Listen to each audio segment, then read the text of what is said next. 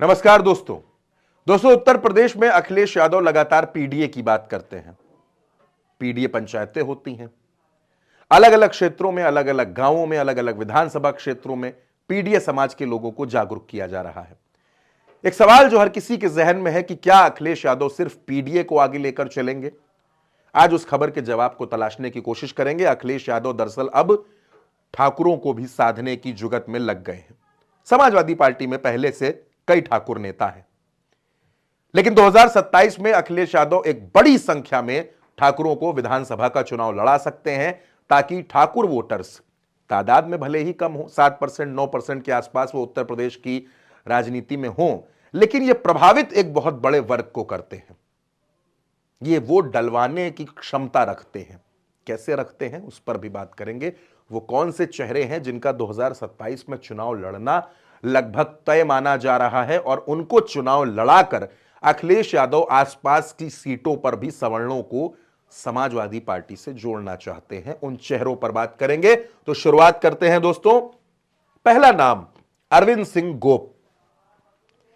बाराबंकी की राजनीति में अरविंद सिंह गोप एक बड़ा नाम है।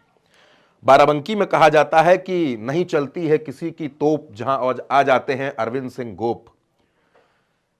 उपचुनाव लड़कर ये विधायक बने, रामनगर से विधायक बने, हैदरगढ़ की राजनीति की, लेकिन 2022 में जब ये दरियाबाद चुनाव लड़ने चले गए तो दरियाबाद से ये चुनाव हार गए।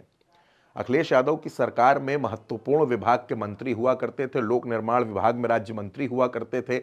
इनकी ताकत हुआ करती थी। उत्तर प्रदेश की राजनीति में अरविंद सिंह गोप की तूती बोलती थी। आज भी ये समाजवादी पार्टी के साथ है। दल नहीं बदला, नेता नहीं बदला, और यही वजह है कि अखिलेश यादव को इन पर आंख बंद करके भरोसा है। 2027 के चुनाव में भी ये चुनाव लड़ेंगे। जब चुनाव होगा, सीट कौन सी होगी फिलहाल दरियाबाद कही जा रही है, लेकिन अरविंद सिंह गोप जहां से कह देंगे अखिलेश यादव उनको चुनाव जरूर लड़वा देंगे। अरविंद सिंह गोप के ठीक बगल में एक तस्वीर है। नाम है सोनू सिंह, चंद्रभद्र सिंह सोनू सिंह। विधायक रह चुके हैं, 3 बार विधानसभा का चुनाव जीते हैं, 2 बार चुनाव और 1 बार उपचुनाव जीतकर विधायक बने। मेनका गांधी के सामने लोकसभा का चुनाव भी लड़ गए थे, ठीक ठाक वोट मिले थे। बहुजन समाज पार्टी में भी रहे हैं। इनके पिता इंद्रभद्र सिंह भी विधायक रहे हैं। सुल्तानपुर में एक अलग पहचान रखते हैं सोनू सिंह, बाहुबली के तौर पर पहचान है इनकी।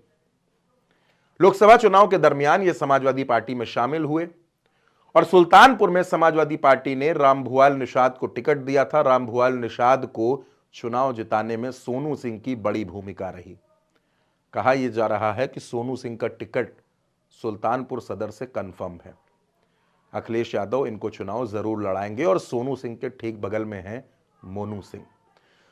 सोनू सिंह के छोटे भाई मोनू सिंह, सुल्तानपुर में इनको बाहुबली ब्रदर्स कहा जाता है, सोनू मोनू कहा जाता है। इन दोनों भाइयों की जोड़ी है। ब्लॉक प्रमुख रहे हैं लंबे वक्त तक,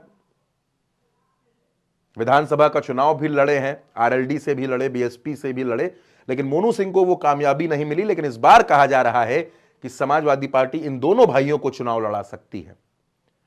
और मोनू सिंह के नाम की चर्चा इसौली से चल रही है कि ये भी चुनाव लड़ेंगे। इसके साथ जो नाम है वो नाम ओम प्रकाश सिंह का है। समाजवादी पार्टी के बड़े कद्दावर नेता, बड़े नेता, मंत्री भी रहे हैं, सांसद भी रहे हैं, और विधानसभा में जब ये खड़े होते हैं तो सत्ता पक्ष के विधायक भी बड़ा सम्मान करते हैं, क्योंकि जानकार व्यक्ति हैं, राजनीति को समझते हैं, अपनी बातों से घेर लेते हैं। चाहे वो मुख्यमंत्री हो या कोई भी मंत्री हो, जब ये बोलते हैं तो हर कोई बड़े गौर से सुनता है। पूर्वांचल की राजनीति करते हैं, गाजीपुर की जमानिया सीट से विधायक हैं, छात्र राजनीति भी करते रहे हैं और एक बड़ी पहचान रखते हैं। मुलायम सिंह के जमाने से एक धाक है इनकी।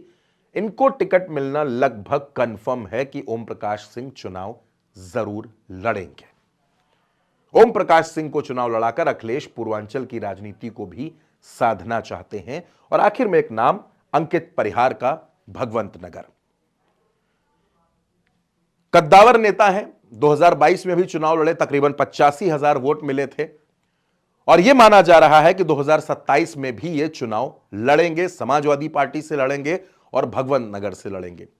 दरअसल भगवंत नगर की जो बेल्ट है वो बैसवारा की बेल्ट है और भगवंत नगर से छतरी को टिकट देकर दरअसल अखिलेश यादव रायबरेली की भी पूरी राजनीति को साधना चाहते हैं, सुल्तानपुर की पूरी राजनीति को साध लेना चाहते हैं, फिर उधर से अगर आप देखें तो फतेहपुर तक इसका मैसेज देना चाहते हैं क्योंकि इन जिलों में ठाकुर मतदाता भी ठीक ठाक संख्या में है।